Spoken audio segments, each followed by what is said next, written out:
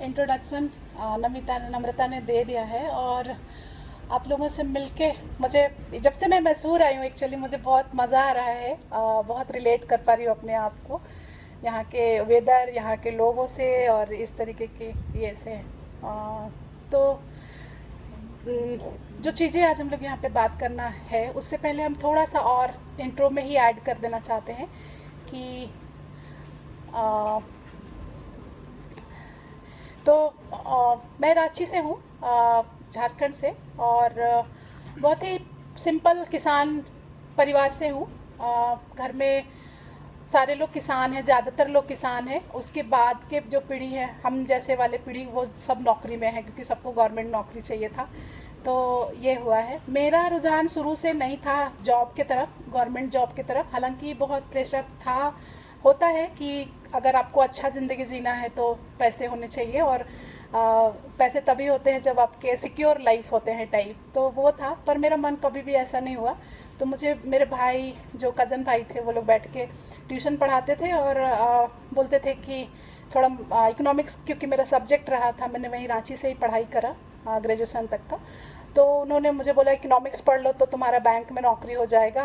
तो मैंने सोचा कि पढ़ लेते हैं अगर ये लोग पढ़ा रहे, पर मैं कभी पढ़ाई में मन नहीं लगता था। पढ़ने में ठीक ठाक थे पर मन नहीं लगता था। तो मैंने सोचा कि कुछ ऐसा क्यों ना करा जाए जो मेरे मन का हो। तो फिर जब हम धीरे धीरे चीज़ों को समझने लगे तो मुझे लगता है कि मुझे लगा कि वो वही वाला चीज़ के लिए हम बने हैं, जो जो काम के लिए हम अभी हैं। अभी पूरी तरीके से मुझे लगता है कि जिस काम के लिए मैं जहाँ पे हूँ, या फिर संतुष्टि जिसको कहते हैं, तो यही इसी के लिए मैं हूँ। मैं इसी के लिए बनी ही हूँ टाइप। तो तो मज़ा, मेरा काम में मुझे बहुत मज़ा आता है, क्योंकि अभी जो नम्रता ने बोला कि बहुत सारे राज्यों में, तो मुझे बहुत मज़ा आता है अगर मैं नए लोगों से मिलती हूँ, नए जगह पे जाती हूँ, वहाँ के चीज़ों को समझती हूँ। खाने का बहुत शौकीन हूँ, तो नए तरीके का खाना बहुत पसंद है, लोगों से मिलना, बातें करना, और अपने बारे, अपने एरिया के बारे में भी बताना। क्योंकि जब जिसको भी पूछो कि आप झारखंड गए हो, तो लोग मुझे पूछते हैं कि अच्छा धोनी के शहर से। मैं कहते हैं नहीं, मेरे शहर से, क्योंकि धोनी बाद में आया है, पहले मैं थी। तो धोनी धोनी का शहर से पहले भी और चीज़ें हैं यहाँ पे। तो प्लीज़ आप लोग आइए और देखिए, वहाँ पे नदियाँ हैं, पहाड़ हैं, जंगल हैं, वहाँ के लोग हैं, बहुत सारे जानवर हैं, जिसके लिए आज हम लोग सोचते हैं कि ज़िंदगी ऐसा होना चाहिए। तो वो ज़िंदगी है वहाँ पे, तो उसके लिए भी आइए। ज़रूरी नहीं है कि सिर्फ धोनी के लिए आइए।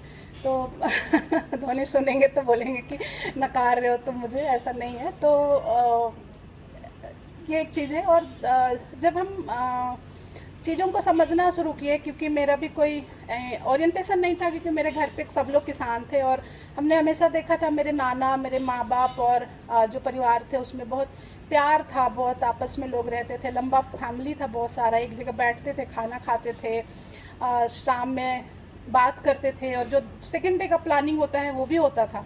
तो वो सब चीज़ बाद में जब हम लोग बड़े होने लगे तो मिसिंग दिखता है कि वो कभी नहीं होता है। सब अपने अपने कमरे में हम लोग बंद हो गए हैं आज की डेट में, बात नहीं करते हैं। खाना खाने के समय भी हम लोग उलझनों वाले बात करते हैं, लड़ाई वाली बात करते हैं, प्यार नहीं करते हैं वहाँ पे बातचीत। तो जो मैंने देखा था वो मुझे लगा कि मिसिंग क्यों है, ये ख़त्म क्यों हो रहा है। बहुत सारी चीज़ें जो है वो धीरे धीरे गॉन हो रहा है, खुद के लाइफ में भी देख रहे हैं हम। तो सवाल खुद से भी बहुत सारा होता है, और उसका जवाब भी खुद ही ढूंढने का कोशिश भी करते हैं। तो इस तरीके से तो मैंने यूथ के साथ काम करना शुरू किया, महिलाओं के साथ काम करना शुरू किया, गांव में जाना और वहाँ के चीज़ों को समझना। मुझे शहर एक जैसे लगते हैं, इसलिए मुझे शहर अट्रैक्ट नहीं करता है। गांव में बहुत अलग अलग चीज़ें हैं, तो मुझे गांव बहुत अट्रैक्ट करता है। तो इसलिए हम गांव में बहुत सारा जगह पे घूमते हैं। बुंदेलखंड, जो फूलन देवी का नाम आप लोगों ने सुना होगा, चंबल का नाम सुना होगा, तो वहाँ भी जाने का मौका मिला। वहाँ 4 साल रहे, वहाँ पे 4 साल काम किया, यंग विमेन के साथ, लड़कों के साथ, वहाँ के आदमियों के साथ, जेंडर समानता को लेकर समझना शुरू किया, कास्टिज्म, जातिवाद को समझना थोड़ा सा शुरू किया, जो कि झारखंड में मैंने कभी महसूस नहीं किया था जब हम बड़े हो रहे थे। उसके बाद अभी बहुत कुछ है, चेंजेस बहुत आए हैं, तो उस पॉइंट ऑफ व्यू से बिहार में काम किया, और जहाँ जहाँ भी मौका मिला, थोड़े से दिल्ली में भी थोड़े दिन, 5 साल के जैसा। तो ऐसे करके बहुत सारी चीज़ों को समझते समझते समझते मुझे लगा कि हम जितने भी दुनिया में लोग हैं ना, हम लोग फिर से सादगी की ओर जाना चाहते हैं।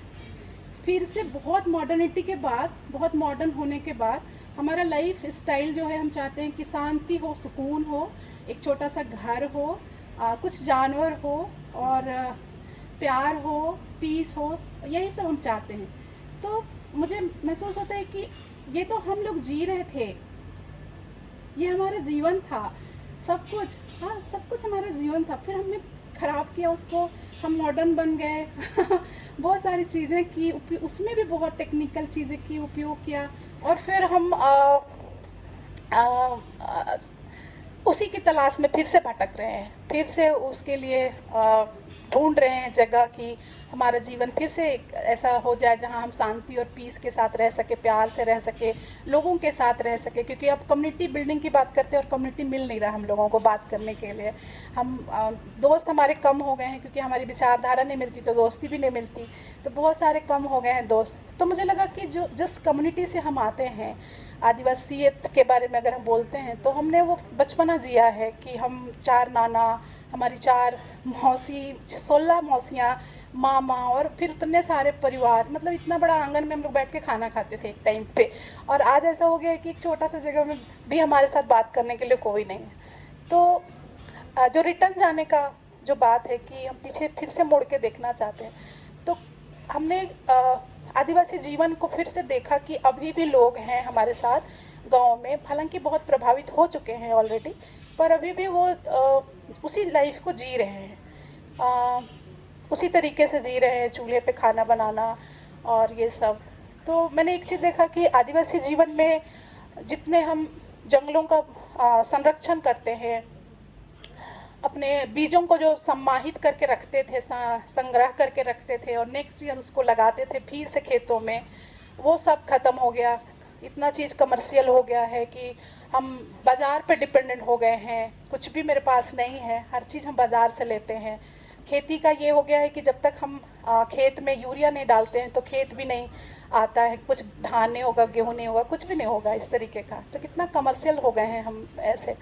तो लगा कि हमें इस बारे में बात करना चाहिए कि आदिवासियत क्या था, क्या है, और अभी भी लोग उस तरीके से जी रहे हैं जैसे जीवन शहरों के लोग वापस आके जीना चाहते हैं। तो बहुत सारे उपमाओं से भी उसको देखा जाता है कि अगर आप गांव में रहते हैं और अचानक बड़े शहर में जाते हैं तो कहते हैं छोटे शहर के लोग, गांव के लोग, देहाती लोग, गंवार लोग। तो मुझे बहुत प्राउड फील होता है कि हाँ, हम हैं देहाती, गंवार भी हैं।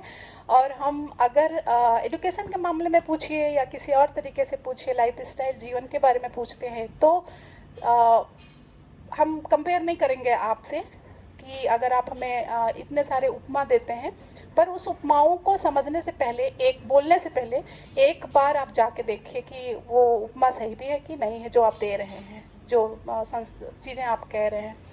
तो मुझे बुरा नहीं लगता, पहले लगता था, अब नहीं लगता। अब इसलिए नहीं लगता क्योंकि मुझे लगता है कि वही चीज़ों के लिए हम इतना भटक रहे हैं, इतना चीज़ें कर रहे हैं, यहाँ वहाँ जा रहे हैं, तमाम कोशिश कर रहे हैं। एक बार पूरा पैसा कमाते हैं, बहुत सारा पैसा कमाते हैं, पूरा शरीर ख़त्म कर लेते हैं, पूरा मानसिक शांति ख़त्म कर लेते हैं, डिप्रेशन में चले जाते हैं, और फिर उस पैसे को खर्च करते हैं गाँव जाके तो ये जो सर्कल है ये चलता है, जो एक समाज है, एक समुदाय है जो चल रहा है। तो मैंने महसूस किया कि आदिवासी, आप लोग भी बहुत देखे होंगे, ऐसा कुछ नया नहीं है इसमें, क्योंकि बहुत आप लोग काफ़ी चीज़ें पहले से आप लोगों को पता होगा कि आदिवासी कम्युनिटी में हमने समुदाय देखा था, हमें वहाँ पे ये नहीं पता था कि जातीयता नाम की कोई चीज़ होती है। हमारा जो टाइटल होता है वो भी हमारे जीवों के नाम पे होता है, जो जितने जंगल में जानवर होते हैं उनके नाम पे हमारा टाइटल होता है। तो हम वहाँ पे ये नहीं देखते हैं कि हम किस कास्ट के हैं, ऊंचा जो लेयर है ऐसे बना हुआ, हम उस पर नहीं देखते, पूरा एक समान सबको देख के चलते हैं। तो 32 कम्युनिटी समुदाय है झारखंड के अंदर, सिर्फ हम बात कर रहे हैं अभी, 32 ट्राइबल्स हैं, 32 भाषाएं हैं, 32 तरीके की चीज़ें हैं वहाँ पे। कुछ चीज़ें एक जैसा है, मिलता जुलता कल्चर है, बात अभी भी नहीं मिलता है, वो लैंग्वेज जो है हमारा, तो मुझे भी बहुत स्ट्रगल करना पड़ता है, क्योंकि 32 भाषा मुझे भी नहीं आता है अगर बात करना पड़े तो वहाँ के जो बच्चे हैं उनको बहुत स्ट्रगल करना पड़ता है कि एक तो अपनी भाषा भी जानना है, फिर हिंदी भी जानना है, फिर अंग्रेज़ी भी जानना है। तो बच्चे समझ ही नहीं पाते कि क्योंकि स्कूल में वो इंग्लिश और हिंदी पढ़ रहे हैं, फिर घर आके फिर से वो अपनी भाषा पढ़ रहे हैं, अपनी भाषा में बात कर रहे हैं, तो बहुत कन्फ्यूजन हो जाता है उसको कि कैसे हम खुद को वो करें, बता पाए लोगों को। तो थोड़ा सा उस व्यवस्था के बारे में हम बात करना चाहते हैं कि हम अगर अच्छा चीज़ कह रहे हैं आदिवासी सोसाइटी को, समुदाय को, और ये कबीला है एक तरह से, हम लोग कबीलाई वाले जीवन जीते हैं ऐसा है, तो उसके अंदर जो लॉ है वो भी अपने उस ज़माने में, क्योंकि आदिवासी बोलने से ही कहते हैं कि बहुत पुराने लोग हैं, तो उनके अपने फॉर्मेट बने थे जिस फॉर्मेट के अंदर उन लोगों ने पढ़ा व्यवस्था बना रखा था, मांझी प्रज्ञात बना रखा था, डोकलो सोहर बना रखा था, धूमकुड़िया बना रखा था, जहाँ पे ऐसे एक जगह होता था जहाँ हम लोग बैठ के बात कर सके और कम्युनिटी आ सके, वहाँ पे अपने अपने विचार रखें, और कोई भी फेस्टिवल या यंग एज लोगों को बैठ के बात करना है तो या बुजुर्गों को बात करना है, किसी को भी बात करना है तो आके वहाँ पे उस धूमकुड़िया में बैठ के बात कर सकते थे। गांव का अगर कोई मीटिंग है, जिसको हम लोग अभी कम्युनिटी हॉल बोलने लग गए हैं, तो वो जगह जो है वो अखरा होता था, अभी भी है अखरा गांव में अगर आप जाएंगे तो वो है। उसके अलावा व्यवस्था ये भी था कि अगर हमारा डेथ हो जाता है तो फिर हम कहाँ क्या किया जाएगा, तो मसना है हमारा अपना होता है हर गांव में अगर आप जाएंगे। और क्योंकि कागज़ का शायद उस टाइम पे रिसोर्सेस नहीं रहे होंगे, तो पत्थलों पे लिखने का रिवाज रहा है, पत्थलों पे लिखे हैं। मैंने बेंगलोर में भी वो चीज़ देखा कि बहुत सारे पत्थर दिखते हैं मुझे, तो मुझे लगता है कि शायद ये रिलेटेड है उससे। तो पत्थलों पे लिखा जाता है नाम पूरे वंशावली उसमें, और अपने अपने गाँव के एंट्री पॉइंट पे डाला जाता है। अगर आप कभी खूंटी जाएंगे झारखंड में तो आपको अभी भी मिलेगा वो सारा, एक पूरा परिवार का एक खूंटा मिलेगा, दूसरा खूंटा, तीसरा खूंटा, ऐसा मिलेगा। और किताबों में कुछ भी नहीं मिलेगा, क्योंकि किताब लिखने का कोई प्रचलन नहीं था, तो शायद इसीलिए आदिवासी ग्रंथ के बारे में कुछ नहीं है, क्योंकि ग्रंथ मानते नहीं थे, भगवान को मानते नहीं है, प्रकृति को मानते हैं। और पेड़ों का पूजा इसलिए करते थे, पूजा इन द सेंस कि हर पर्व में पूजा पेड़ का महत्व रहा है जीवन में। तो सखुआ का साल वृक्ष जिसको बोलते हैं, आप लोग भी जानते होंगे उसको, उस पेड़ को, तो उसका जंगल बहुत ज़्यादा है वहाँ पे, तो उसको बचाने के लिए उसकी पूजा करते हैं। नदियों को बहुत ये करते हैं, पानी का जो बात होता है उसको बचाने के लिए नदियों को साफ़ सुथरा रखने का, उसको बचाने का बात करते हैं। पहाड़ों को मरंग बुरु बोलते हैं, मरंग इन द सेंस बड़ा, और बुरु मीन्स पहाड़। तो मरंग बुरु बोल के, क्योंकि वो हवा को भी रोकता है, तूफान को रोकता है, और हम जीवन को संरक्षित करता है। तो ये सिर्फ आदिवासियों को तो संरक्षित नहीं करता, ये ऑल ओवर ह्यूमन बींग के लिए है, सारे मानव जाति के लिए। पर क्योंकि आदिवासी इससे बहुत नज़दीक रहे हैं, तो उनको लगता है कि जल जंगल ज़मीन बचाओ वाला जो है, और इसीलिए हमारा जो आंदोलन होता है वो सिर्फ जल जंगल ज़मीन तक होता है, हम दूसरी चीज़ें नहीं सोचते। हमें लगता है ज़मीन साफ़ रहे, पानी साफ़ रहे, और जंगल रहे, तो हमें सांस लेने के लिए हवा मिलेगा, रहने के लिए धरती मिलेगी, और पीने का साफ पानी मिलेगा, तो हम सर्वाइव कर लेंगे। क्योंकि हम साग भी खा के जी सकते हैं, हमारे पास बहुत सारी चीज़ें हैं जो खा के हम जी सकते हैं। ज़रूरी नहीं है कि हम मॉल जाएं और बहुत सारी चीज़ें उठा के लाएं तभी हम जिंदा रहेंगे। तो ये कंपेयर देखते हैं कि अंधाधुंध शॉपिंग जब हम करते हैं और फिर उसका कोई यूज़ नहीं होता है, रिसोर्सेज का वो होता है, तो एक तरह का ये जो कम रिसोर्सेज लेना, जैसे कि मिट्टी के घर होते थे, अभी भी है, तो वो मिट्टी से ही हम लेते हैं, कंक्रीट नहीं इस्तेमाल करते उसमें, बांस का इस्तेमाल करते हैं या लकड़ी का इस्तेमाल करते हैं। तो बांस और लकड़ी जो है वो जब भी टूटेगा या बिखरेगा तो मिट्टी ज़मीन में ही चला जाएगा, बांस जो है वो सड़ जाएगा या कुछ होगा, तो कुछ दूषित चीज़ें जमा नहीं होंगी ऐसा। और जो खपड़ा का भी यूज होता है, तो आप यहाँ पे भी देखते हैं हम, खपड़ा बहुत इस्तेमाल होता है, जो टाइल्स, टाली बोलते हैं हम लोग उसको, तो वो वाला, तो वो भी मिट्टी में मिल सकता है, वो कुछ नहीं ख़राब करता, धरती को नहीं ख़राब करता। तो मुझे लगता है कितना सादगी पसंद जीवन जी के अगर मुझे कोई गंवार कह रहे हैं तो ठीक है, हम हैं, इसमें क्या बड़ी बात है। तो अगर ये जीवन ही के लिए हम इतना स्ट्रगल कर रहे हैं, और ये जीवन मुझे स्वेच्छा से मिला है, जो मेरे जन्म से मुझे मिला है, अपने अधिकार क्षेत्र से मिला है, तो फिर इसके लिए मुझे जो भी आप बोलो ठीक है ऐसा। लड़कियों को कभी भी मैंने नहीं देखा कि लड़की है घर में इसलिए मारा गया हो, कि भ्रूण हत्या जैसे हम लोग सोचते सुना है बहुत सारे हमारे देश में ही कि बहुत सारे भ्रूण हत्या होते हैं जो पेट में ही बच्चों को मार देते लड़कियों को, तो ये हमारे कम्युनिटी में कभी नहीं हुआ, क्योंकि लड़कियों बराबरी की अगर हम बात करते हैं तो लड़की बोल के कभी कुछ वैसा किया ही नहीं, ऑनर किलिंग टाइप कोई चीज़ नहीं है। क्योंकि बाद में मुझे समझ में आया कि राइट टू चॉइस है कि अगर आप अपना पार्टनर के साथ रहना चाहते हैं तो आप पार्टनर के साथ आराम से रह सकते हैं, और अगर उस पार्टनर के साथ नहीं रहना चाहते हैं तो आपका ये हित है, आपका ये राइट है कि आप उसको मना कर सकते हैं कि भाई हो गया, अब आप अपने रास्ते, हम अपने रास्ते। और उसमें कोई कोर्ट कचहरी नहीं है, कोई कानून नहीं है, कोई तलाक का कोई व्यवस्था नहीं है। वो बहुत स्वेच्छा है, बहुत आदमियत है वो कि वो आदमियत है कि हमारा पसंद है ये कपड़े पहनना है, नहीं पसंद है नहीं पहनना है, रहना है साथ में रहना है, नहीं रहना है नहीं रहना है। कोई कानून आके हमको क्यों सिखाएगा कि तुम्हें इसी के साथ रहना है और नहीं रहना, और बीच का काउंसलिंग का कोई प्रोसेस नहीं है। तो परिवार आपको बताएंगे कि हाँ ठीक है देख लो, है ना, 1-2 बार परिवार समझाएंगे कि देख लो अगर तुम्हें ये होता है। शादियों का भी वैसा ही है, हमारे यहाँ 3 बार शादी से पहले लड़की कभी भी लड़का ढूंढने नहीं जाते, लड़के वाले आते हैं हमारे घर पे। तो थोड़ा हम लोग भाव भी खाते हैं कि लड़के वाले आ रहे, वाह तो लड़के वाले आते हैं, और वो दहेज का क्योंकि कॉन्सेप्ट नहीं है तो साड़ी गहना जो भी हो लड़के वाले ही लड़कियों को देते हैं। तो लड़कियों का थोड़ा वैल्यू दिखता है सिस्टम में कि आप बहुत महत्वपूर्ण है कि आपके लिए कोई आ रहा है, ना कि आप जा रहे हो, नहीं। हाँ, और लड़के और लड़कियों को ऐसे पब्लिकली सबके सामने 3 मेहमानी बोलते हैं हम लोग उसको, उस मेहमानी में पूछा जाता है कि अभी भी आप मना कर दो अगर आप ये लड़का आपको पसंद नहीं है, तो हम लोग उसको लोटा पानी उस प्रोसेस को बोलते हैं कि लोटा में पानी देते हैं, कांसा का लोटा में, और अगर लड़के को पसंद नहीं लड़का मना कर सकता है, लड़की को पसंद नहीं है लड़की मना कर सकती है, पब्लिक कम्युनिटी के सामने। कोई शक नहीं है, कोई मतलब शर्म नहीं है, क्या लोग क्या कहेंगे नहीं है, क्योंकि जीना हमको है। तो उस पॉइंट ऑफ व्यू से तो ये व्यवस्था मुझे लगा कि ये कितना सुंदर है। हाँ, जब हम बाहर नहीं निकले होते शायद ये व्यवस्था मेरे लिए रेगुलर रहता तो मुझे उतना पता नहीं होता और उसकी विशेषता पता नहीं होती। जब हम बाहर निकले मुझे लगा कि ये कितना सिस्टम है, मतलब कोई सिस्टम भी नहीं है और फिर भी सिस्टम है, और आपका चॉइस है कि आपको रहना है नहीं रहना है, हाँ बोलना है नहीं बोलना है, क्योंकि शादी जैसा व्यवस्था भी कुछ वैसा नहीं है। तोड़ फोड़ बोलते हैं, अगर तलाक वाला जो अभी हम इंग्लिश में का जो लैंग्वेज हम इस्तेमाल करते हैं, तो तलाक का जब अगर व्यवस्था बोलते हैं तो ऐसे ही लोग आते हैं हमारे लोग कि दोनों गांव के लोग आए, 4-5 गांव के लोग आए, और क्यों आए तो तोड़फोड़ करने, यानी कि वहाँ पे भी किसी का क्लेश नहीं है कि अच्छा तुम्हारी बेटी उसके साथ नहीं रह रही है, तुम्हारा बेटा उसको नहीं रख रहा है, ऐसा कुछ नहीं है। दोनों परिवार खाते हैं पीते हैं और घर में थोड़ा सा वो करते हैं कि आज से रिश्ता खत्म, मगर आना जाना चलता रहेगा, कुछ वैसा क्लेश नहीं है मन में कि क्यों नहीं हो रहा है, ऐसे कैसे छोड़ दिया, बवाल नहीं मचाते हैं, बिल्कुल बवाल नहीं मचाते। तो हमको लगा इतना सुंदर चीज़ें हैं और हम क्या तलाश रहे हैं हम क्यों भटक रहे हैं, क्या तलाश कर रहे हैं हम, मतलब इतनी चीज़ें हैं उसमें। लिव इन रिलेशनशिप जो अभी इतना लैंग्वेज में सुनते हैं उसको हमारे यहाँ डूकू बोला जाता है।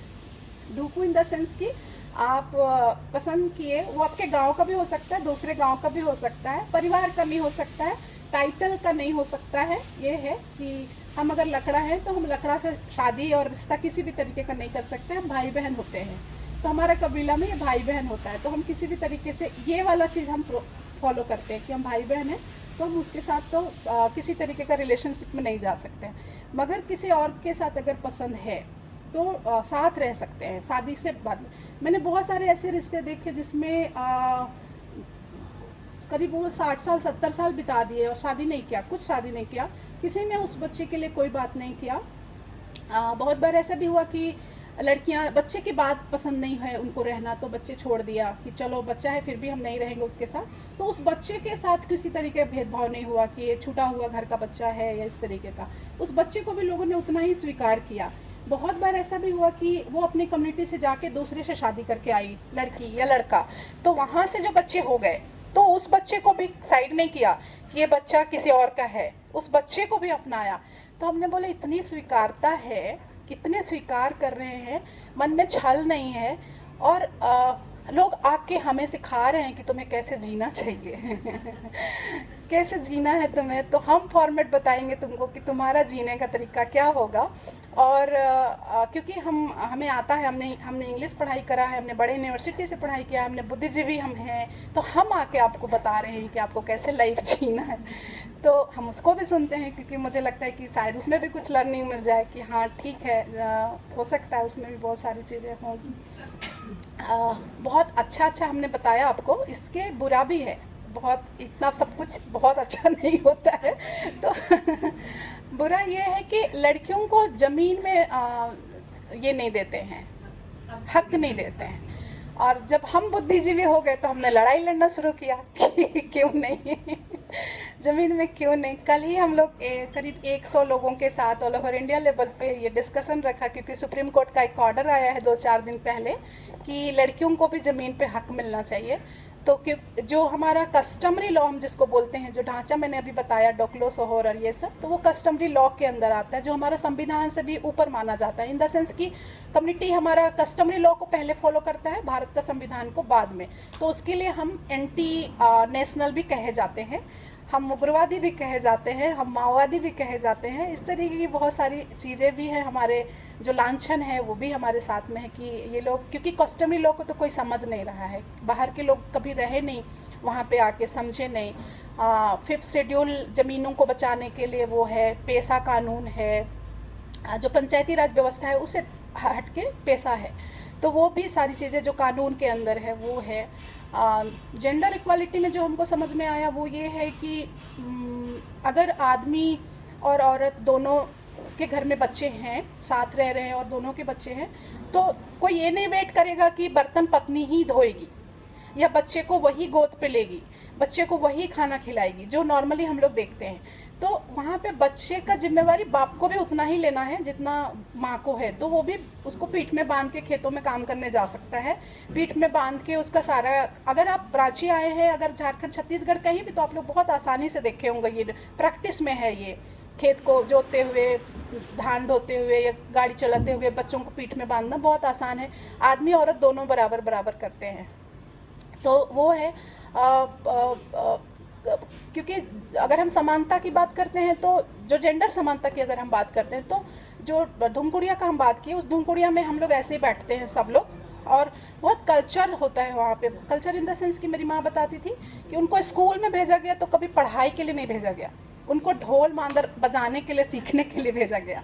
और वहाँ पे गीत सिखाए जाते थे, गाने सिखाए जाते थे, जिसमें झारखंड के बारे में अगर आप गीतों को कभी सुनिएगा तो बहुत सारे गाने आपको सिर्फ वहाँ के नेचर के बारे में मिलेगा। खेत हमारा बच्चा घर में अगर पैदा होता है तब गाना गाते हैं, खेतों में धान रोपते हैं तब गीत गाते हैं, हम जब खाना बनाते हैं तब गीत गाते हैं, जब हम कोई हमारे यहाँ मर जाता है और उनका डेथ होता है और परिवार आए हुए होते हैं, तो हम जो दुख व्यक्त करते हैं वो भी गीतों के माध्यम से करते हैं।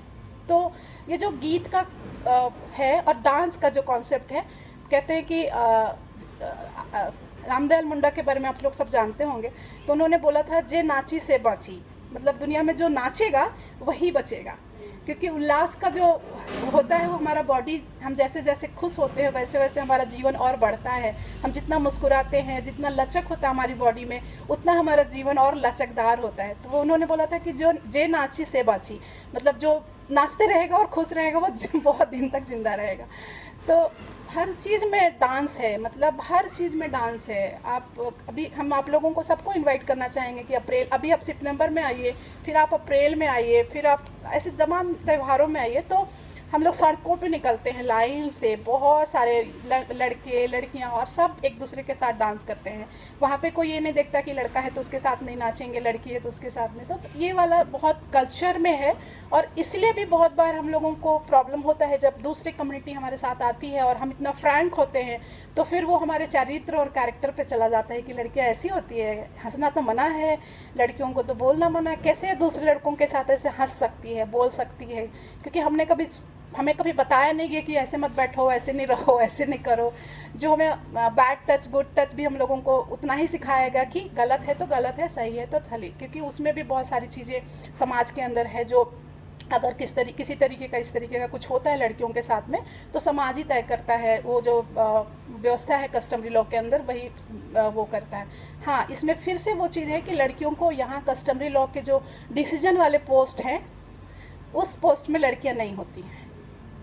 तो यहाँ पे असमानता है, जिसको वो लोग एकदम बहुत समान समान बोलते हैं, तो यहाँ पे असमानता है। ये इसके लिए भी हम लोगों का लड़ाई बहुत चल रहा है अपने कस्टमरी लॉ के साथ में, कि अगर कस्टमरी लॉ ये बोलता है कि लड़कियां और लड़के बराबर हैं, जेंडर समानता है, और हम तो बड़ी बातें मत कीजिए, इस लॉ को चेंज कीजिए, उसको बनाइए, बदलिए, कि हमें भी डिसीजन लेने का हक दीजिए, हम पूरा घर चला सकते हैं, दुनिया चला सकते हैं, तो आपके लॉ भी को भी फॉलो करके और आपको भी चला सकते हैं, ये वाला। तो दो चीज़ों का हमारी लड़ाई है। कस्टमरी लॉ को लेके बहुत विभेद है। हमारी सारी महिलाओं, और सारे नहीं, आधे और आधी महिलाएं तो उन्हीं के तरफ है, क्योंकि पैट्रियार्की बहुत है। हम ये नहीं कह सकते कि पैट्रियार्की नहीं है, पैट्रियार्की है बहुत ज़्यादा। सत्ता का बहुत प्रभाव है इन मुद्दों को लेकर के, और चीज़ में लिबरल है, पर इन मुद्दों को लेकर के बहुत है।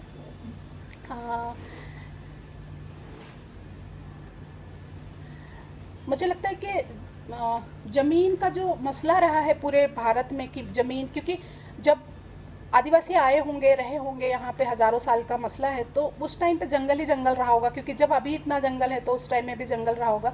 तो अपने अपने बलबूते जितना सफाई किया होगा, उसी ज़मीन को साफ़ करके फिर वहाँ रहना शुरू किए होंगे। तो ये जो हमारे नाना वगैरह से जो हम लोग बात करते थे, तो वो लोग बताते थे कि ऐसा ऐसा था। तो जैसे हमारा जो गाँव है, उस गाँव में हमारे नाना लोग का फैमिली, क्योंकि हम ज़्यादातर अपने नानी घर से पले बढ़े, तो मेरा ज़्यादा अटैचमेंट अपनी नानी के घर से है। तो वहाँ पे क्या था कि मेरे नाना के परिवार से 4 परिवार ऐसे थे, अलग अलग परिवार, नाना का भाई, फिर उसके भाई, फिर उसके भाई, ऐसे। तो वहाँ पे एक व्यवस्था होता था पूरे गांव में कि लोगों को बसाए जाते थे कि अगर आपके घर में कोई काम करने के लिए, काम इन द सेंस वैसे वाला ये सेंस में नहीं, पर जैसे हमें किसानी के लिए हमें कुदाल चाहिए होता है, तो हम ऐसे फैमिली को बसाते हैं जो कुदाल बनाता है। फिर एक ऐसा फैमिली होगा जो बांस के सूप वगैरह बनाते हैं, बड़े बड़े टोकरी बनाते हैं और बड़े इस तरीके का चीज़, तो फिर उनको बसाया। जो बाल काटने वाले होते हैं उनको बसाया, क्योंकि बाल तो काटने हैं लड़कों के, लड़कियों के तो नहीं कटते थे। तो वो पूरा फैमिली का होता था, और बदले में उनको धान चावल जो भी होता था वो देते थे। पैसा का कोई कॉन्सेप्ट नहीं था, पैसा नहीं देते थे। अभी भी अगर मेरे घर में प्याज का ज़्यादा हुआ है, मतलब क्विंटल में हुए हैं प्याज, और आपके घर में आलू है, तो हम आपके यहाँ जाएंगे, पूछेंगे कि आपके यहाँ आलू है तो आप मेरे से प्याज ले लो। तो आप मुझे 10 केजी अगर हम देते हैं आलू, हम बदले में आपको 10 केजी प्याज देंगे, पैसा नहीं देंगे। मुझे नहीं पता है कि बाज़ार में क्या रेट चल रहा है, उससे लेना देना नहीं है। प्याज का जो रेट है, आलू का जो रेट है, आप लीजिए और आदान प्रदान कीजिए। हाँ, हम गेहूँ खाते हैं और आप चावल खाते हैं, तो आप बाज़ार नहीं जाएंगे, हमसे पूछेंगे गेहूँ है, तो हम बोले हाँ है, तो आप चावल लेके आ जाओ, फिर गेहूँ ले जाओ, मिर्च ले जाओ। तो हम लोग ऐसे बहुत जिए कि हमारे घर में कभी कभी सब्जी नहीं बना, मान लीजिए, और आपको खाने का मन हो रहा है सब्जी। अब सोसाइटी में तो हम जा ही नहीं सकते किसी के घर खटखटा के कि क्या आपके घर में सब्जी है, प्लीज़ दीजिए, क्योंकि बहुत शर्म की बात होगी। थैंक यू सो मच, सब्जी दीजिए। पर हम यहाँ पे जा सकते हैं, यहाँ पे हम जाके पूछेंगे ही नहीं, जाके देख भी लेंगे आज क्या बनाया। तो वो जाके हम सब्जी लेके आ सकते हैं उनके घर से। और मतलब इतना मुझे इतना खूबसूरत नहीं लगता था, अब लगता है जब मैंने समझ लिया इन चीज़ों को।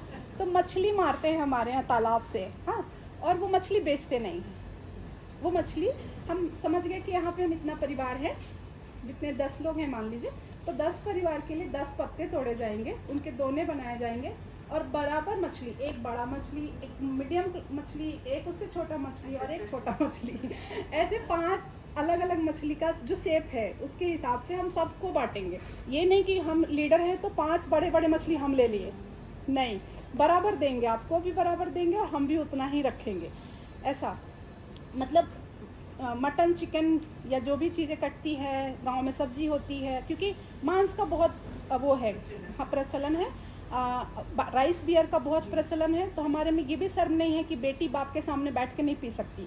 बेटी और बाप हम एक साथ बैठ के पी सकते हैं, मगर क्वांटिटी, जैसे भी नहीं कि नशे में चूर हो गए। तो मेरे नाना हम लोगों को बैठा के, मेरे पापा भी हम लोगों को बैठा के बोलते थे कि लो आज तुम थक गई होगी, थोड़ा सा पी लो। तो बोलते थे इससे क्या होगा, तो बोलते थे नींद आ जाएगी अच्छे से। तो खाना खाने से पहले हम सबको पिलाया जाता था इतना इतना राइस बियर, इतना, जैसे ये चाय मिला ना मुझे, तो इतना राइस बियर मिलेगा, हम पियेंगे और सबके सामने पियेंगे, ताकि क्योंकि रिलैक्स फील हो रहा है हमें, मेरे पापा बोलते थे कि सो जाना फिर उसके बाद, और सच में नींद आ जाती थी क्योंकि मुझे तो राइस बियर का बहुत प्रचलन है, महुआ का बहुत प्रचलन है। हाँ, महुआ का बहुत, क्योंकि जितने भी वन उत्पाद हैं जो जंगलों में खाने का सामान होता है उसका बहुत प्रचलन है। मिलेट्स का बहुत प्रचलन था, अभी कम हो गए हैं, अभी मैगी चाउमीन चल रहा है बहुत ज़्यादा। तो ये सब है, तो हमारे लिए बिल्कुल नया नहीं है ये सब। कि कोई अगर मतलब छुप के जो पीते हैं ना, और घर में एकदम शांति से आते हैं कि नहीं नहीं आज तो हम नहीं पिए हैं माँ बाप के सामने, ये नहीं है। मतलब पी लो, पर उसका लिमिट है, ऐसा भी नहीं कि बहुत ज़्यादा टाइप, या फिर आप बहुत ज़्यादा भी पी गए हो तो चुपचाप जाके सो जाओ, ये वाला। तो मैंने वो देखा तो फिर मुझे लगा कि इतना जो हवा बनाया गया है बियर को लेके, दारू को लेके, नशे को लेके, तो नशा करके अगर ख़राब कर रहे हैं तो ख़राब है, पर नशा करके अगर वो आपको थोड़ा रिलैक्स फील करा रहा है या फिर आपको क्वांटिटी में और आपके शरीर के लिए अच्छा है तो फिर आप पीजिए, उसमें कुछ वो नहीं है, बुरा नहीं है। तो बाप अगर बेटी को सर्व कर रहा है कि बेटा थोड़ा पी लो रिलैक्स होगा, तो दूसरा समाज कैसे एक्सेप्ट कर सकता है? तो ये इसलिए इतना ये है कि भाई कैसे घर वाले हैं ये लोग, बाप बेटी एक साथ बैठ के पी रहे हैं, सवाल खड़े हो रहे हैं फिर कैसे कैसे। मगर फिर से मॉडर्न कल्चर में हम अगर घुस रहे हैं, वहाँ पे तो हम बैठ के पी रहे हैं, वहाँ पे तो इतनी बातें नहीं हो रही है। तो ये तमाम चीज़ें मुझे लगा कि मुझे शेयर करना चाहिए, लोगों से बात करना चाहिए इसके बारे में, क्योंकि हम भाग के बहुत दूर जा रहे हैं और फिर वापस लौट रहे हैं। एनर्जी बर्बाद करने से अच्छा लौट जाओ, थोड़ा पहले ही लौट जाओ, थोड़ा उस जीवन को एक बार जी के देखो। तो सबको हम कहते हैं कि आदिवासियों के बारे में समझने और जानने के लिए थोड़े दिन आप उनके पास आइए, थोड़े दिन उनके पास रहिए, थोड़ा उनको देखिए कि वो कैसे रहते हैं, और आप भी उस जीवन को जीने का प्रयास कीजिए, क्योंकि वो प्रैक्टिस है और वो कर रहे हैं काफ़ी समय से, बोल नहीं रहे हैं, बातें नहीं कर रहे उस पर, ना कोई थीसिस लिख रहे हैं। सारे लोग स्टडी करने के लिए आते हैं, हमें लगता है क्यों कर रहे हो, क्या करोगे इसका। हाँ, तो हर लोग आते हैं, लिखते हैं उसके ऊपर में, अलग अलग ट्राइब्स के बारे में, अलग अलग कम्युनिटी के बारे में तमाम चीज़ें करके जाते हैं। तो उसी तरीके से लीडरशिप का वहाँ पे फेमिनिज्म, मुझे शब्द नहीं पते थे, अभी भी पता नहीं, मैं शायद करेक्ट ना हूँ उस बात को लेकर।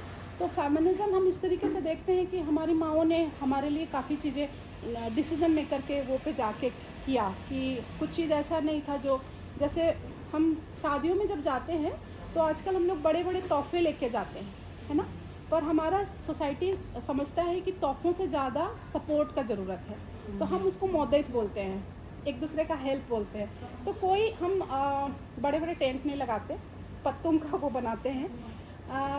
हम आपके घर जाएंगे तो आपके ज़रूरत के हिसाब से जो शादी में खर्च होने वाला है, तो हम अगर 5 लोग जा रहे हैं, चावल, नमक, तेल, आलू, प्याज, दाल, जो भी चीज़ होगा मेरे घर में, हम सब एक टोकरी में डाल के, हमें कोई शर्म नहीं है, हम धो के आपके घर जाएंगे।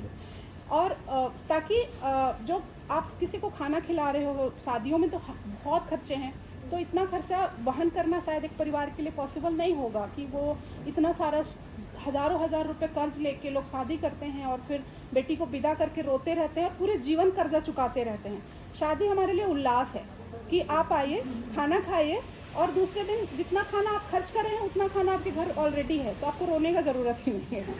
क्योंकि जब सब चावल लेके आ रहे हैं, सब नमक तक लेके जाते थे, तो मेरी माँ को हम बोलते थे कि नमक क्यों ले जा रही हो, नमक तो होगा वहाँ पे ना, बोली है मगर हम नमक भी तो खाएंगे ना उस घर का, तो नमक भी लेके जाएंगे।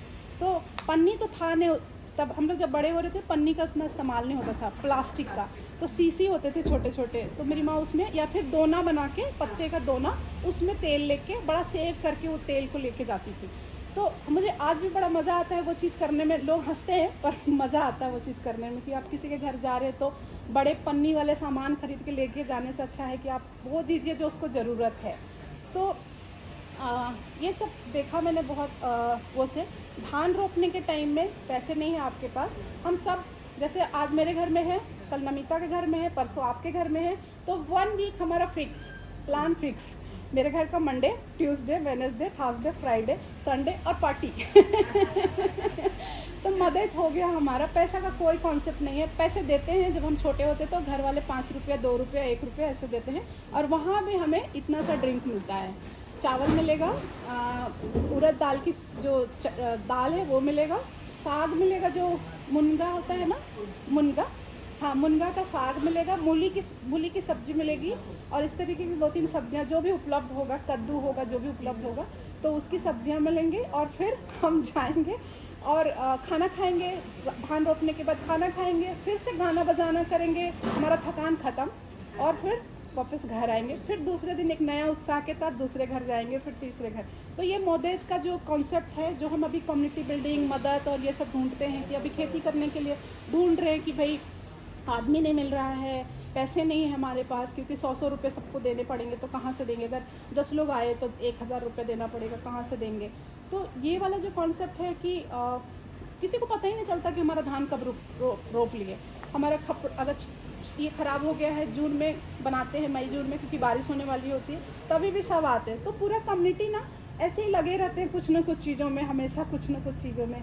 एक तो एक दूसरे का घर नज़दीक नहीं होता है, एक घर यहाँ है तो एक घर बहुत दूर में होगा, फिर बहुत दूर में होगा, तो लड़ाई भी नहीं होती, प्यार बना रहता है, क्योंकि लड़ने के लिए सामने कोई होता ही नहीं है। अगर हम एक साथ रहते हैं तो तुमने मेरे घर में कचरा क्यों फेंका, है ना, तो हम लड़ेंगे। तुमने मेरे गाड़ी पार्क क्यों किया, तो हम लड़ेंगे। अब मेरा घर यहाँ है, एक आधे किलोमीटर में किसी और का घर है, लड़ने जाने के लिए भी एनर्जी चाहिए। और किस बात से लड़ेंगे? तो लड़ने का कोई कॉन्सेप्ट नहीं है। तो मतलब इतना सुकून वाला लाइफ जीने के बाद फिर हम मॉडर्न हो गए, और फिर हम वापस आ रहे हैं, फिर हम वही चीज़ें कर रहे हैं, फिर से हम मुर्गी पाल रहे। आप देखिएगा, जब हम अलार्म लगाते हैं ना, तो आप गौर करिएगा कि फ़ोन में सबके, बहुत सारे लोगों के मुर्गे के बांग वाले होते हैं ना। क्यों होते हैं? मुर्गा को तो हमने हटा दिया, पर बांग हमें आज भी चाहिए। बांग हमें आज भी चाहिए। बांग, वो जो वॉइस, हाँ, कुकड़ू कू, यस। हाँ, तो हम 4 बजे, घड़ी नहीं होता था, मेरी माँ बोलती है कि 4 बजा पहला मुर्गे का बांग होता है ना, वो 4 बजे होता है, अर्ली मॉर्निंग। तो आप समझ जाओगे कि 4 बज गए तो आपको उठना है, अगर उठना है उस टाइम में। दूसरा जो होगा वो 4:30 बजे होगा। तो मुर्गा का और इंसान का जो वो है ना, कम्युनिकेशन है, मुर्गा आपको उठा रहा है और आप मुर्गे की आवाज़ से उठ रहे हो, तो आपका दिमाग जो है वो मोबाइल वाला अलार्म में नहीं है, आप जीव से अपने आप को वो कर रहे हैं। और कनेक्शन देखिए और टाइमिंग देखिए, जिसको हम प्रकृति बोलते हैं ना, ये है एक्चुअल प्रकृति, कि हम उनकी सूरज और चांद का कहाँ पे वो गया, उसके हिसाब से आज भी लोग बता देंगे कि अभी कितना बजा है। तो आपका ये टेक्निक गया, 2:30 बजे हैं, और नेट आप देखिएगा कि 5 मिनट इधर उधर हो सकता है। जब आप चल रहे होते हैं, आपके छाया से वो बता देंगे कि अभी इतना बजा है। तो हमारा टेक्निकली जो भी चीज़ें हैं वो अपने जगह पे है, पर नेचर का जो कनेक्शन होता है ना, वो आपके पास ऑलरेडी है। बस सिर्फ इतना है कि आपको महसूस करना है उस चीज़ को, कि आप महसूस कीजिए और उस चीज़ को मतलब आप देखिए। हम जब आपके उस दिन क्लास में गए थे ना, तो मुझे पूछना था कि पानी जब हम पीते हैं, अभी भी आरओ हमारे गांव में तो है नहीं, आरओ हम लगाए नहीं, अपने घर में भी नहीं लगाए। और जब हम स्कूल में पढ़ते थे तो नदी पार करके स्कूल जाते थे, तो प्यास होती थी, क्योंकि उस समय हम वाटर बोतल कैरी नहीं करते थे, हमारे पास बोतल नहीं होता था। तो नदी को हम नीचे से पानी निकालते थे, हटा के पूरा बालू, और हम उस पानी को पीते थे, और हम कभी बीमार नहीं पड़े। हाँ, तो कभी बीमार नहीं पड़े, उसका पूरा जिंदा सबूत है हम, कि हम कभी बीमार नहीं पड़े।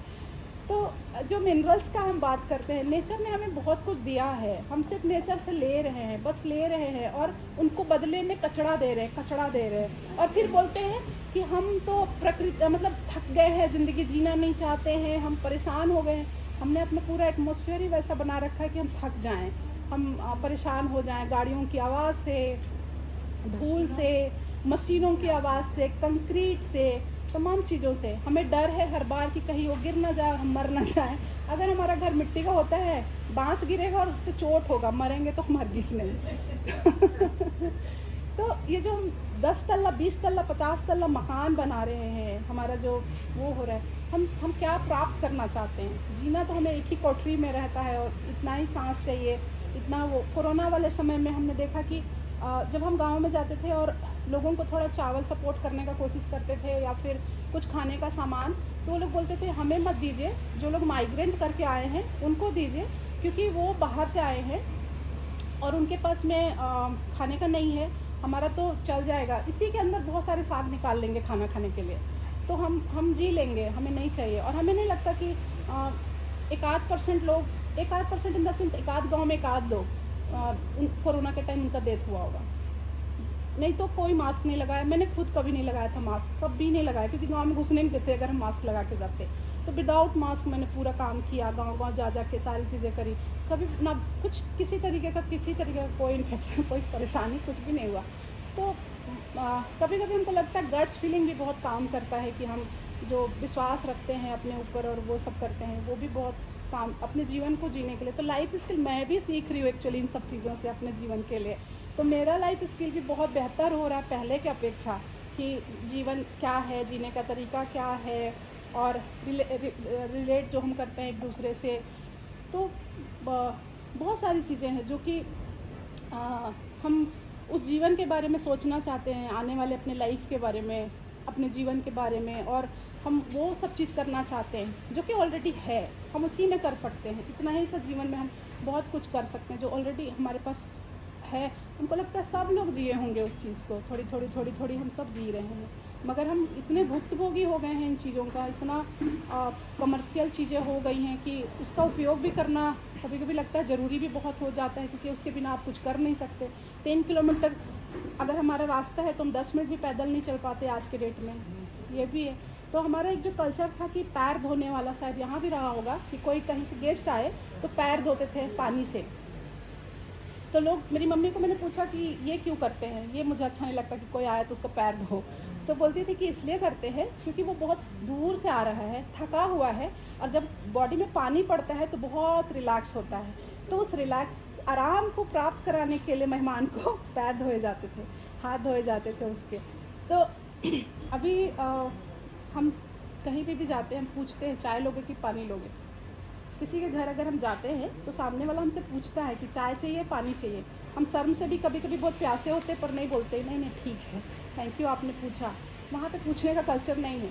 आप गए, आपको पानी मिलेगा ही मिलेगा, चाय मिलेगा ही मिलेगा, यार राइस बियर मिलेगा ही मिलेगा, क्योंकि अगला को पता है आप थके हुए हैं। तो आपके पास एक्सक्यूज़ नहीं है कि नहीं नहीं रहने दीजिए, थैंक यू नहीं, थैंक यू नहीं कीजिए। हक होता है, मतलब अधिकार बोलते हैं ना, हम एक दूसरे में जताते हैं कि हक है। हाँ।